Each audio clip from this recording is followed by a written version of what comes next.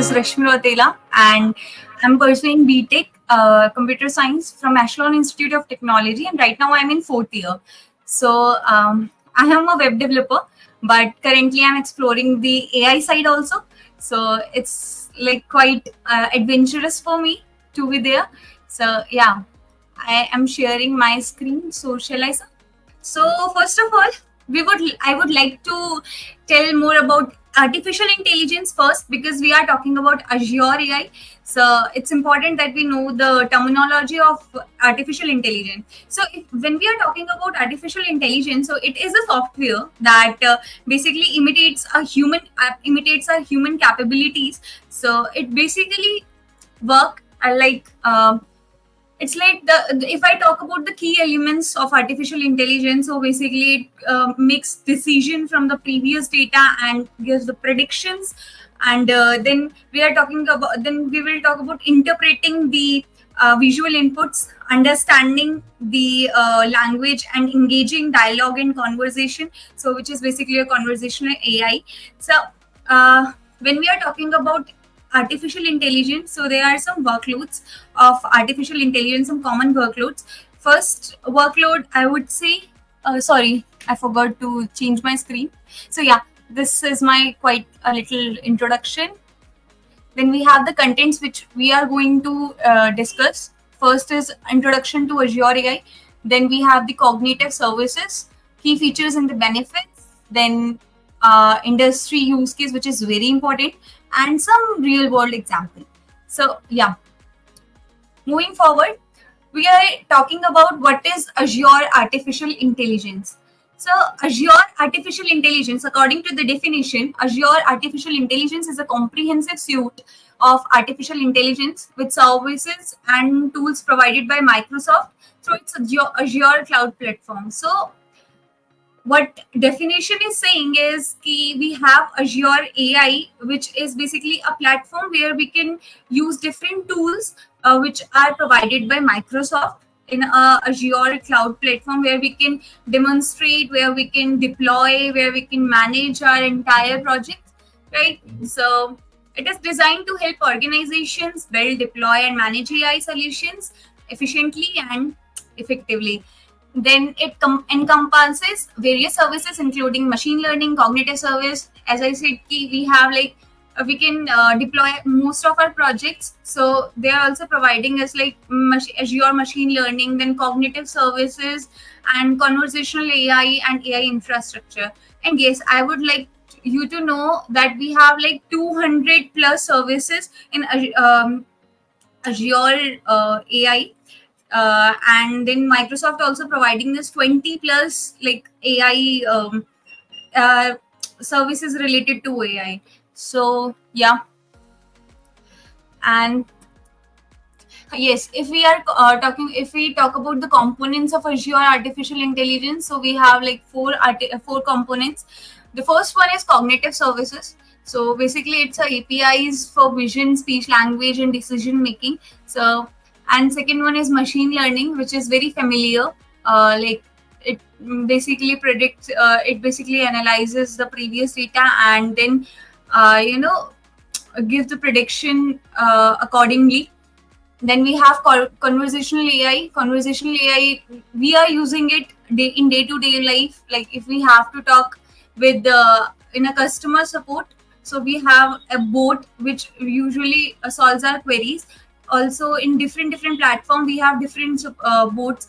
So those are the bots are considered as conversational AI.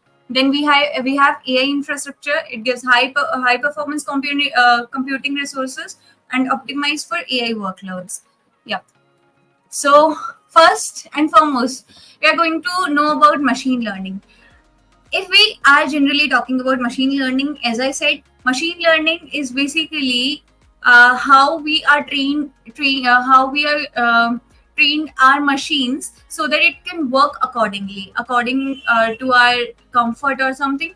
So machine learning basically um, analyzes the previous data and then predicts the future outcomes or future prediction. So when we are talking about Azure machine learning, so Azure machine learning is basically a platform where we can deploy, where we can manage, where we can test our projects, which are basically related to machine learning. So it is a comprehensive service supporting system there where the entire machine learning life cycle. Okay. And then we have some features like data preparation, model training, deployment, monitoring. These are some features where which we can, you know, deploy in our platform. Then when we talk about integration, so we have works with popular framework like TensorFlow, PyTorch, and then Skitlearn. Yep.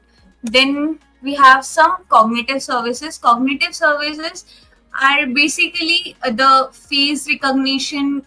It is a platform where you can what would I say, that it's a face recognition, speech to text, text to speech, speech translation, speaker recognition, where all these functions can apply. Then we have different languages like text analytics, translator, use like language understanding, and Q&A maker.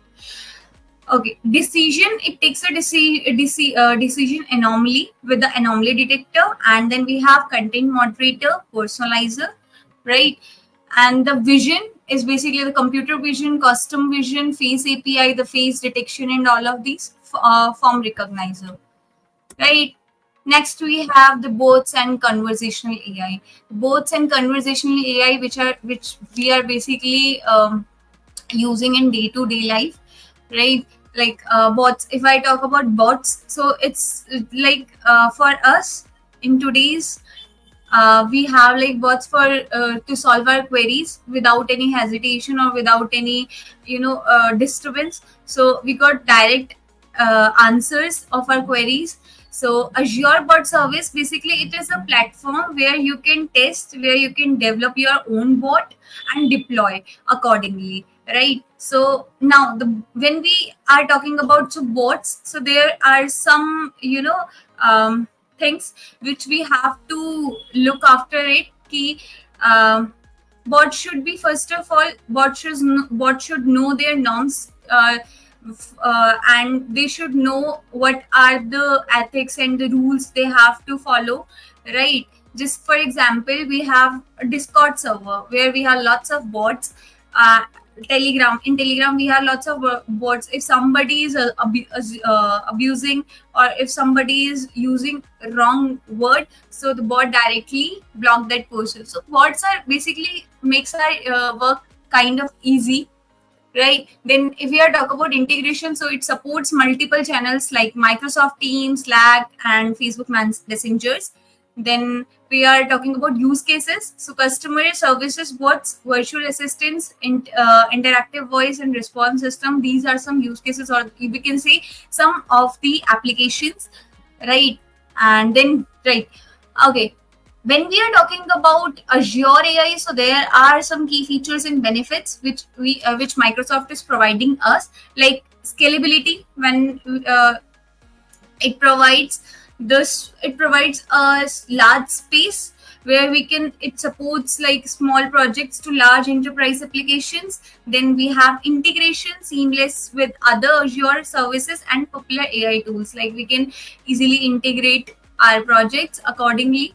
Security and compliance, which is very important because in today's generation we need security, right? So it protects our data and plus our privacy, like it protects whatever you are doing, you do have your security. Then pre-built models, so it provides frameworks, right? So which we can directly use it. So we could say it is ready to use. And then customization, you can easily customize it through customizable AI models, and it is easy to use, like you can directly access because it has pre-built model, so you can directly access those tools as a developer. And whatever tools you need to use it, you can easily use it. And then cost efficiently, pay as you go pricing model and cost management tools, right? So it's not like it's too much to pay, but when you are paying it, it's worth it, right? And then we have AI infrastructure, as it has highly performance resources for AI workloads. Workloads like the machine learning, anomaly detection, right? And then industry use case. Now Azure AI is right now it is using a very well. So in healthcare, finance, then retail, search algorithms, media streaming, smart cards, navigation apps, facial recognition, text editors, social media feeds. There are lots of usage in industry. In healthcare, like we are having robots now which are doing proper which are helping in operations also. Then we have in finance, retail, search algorithms.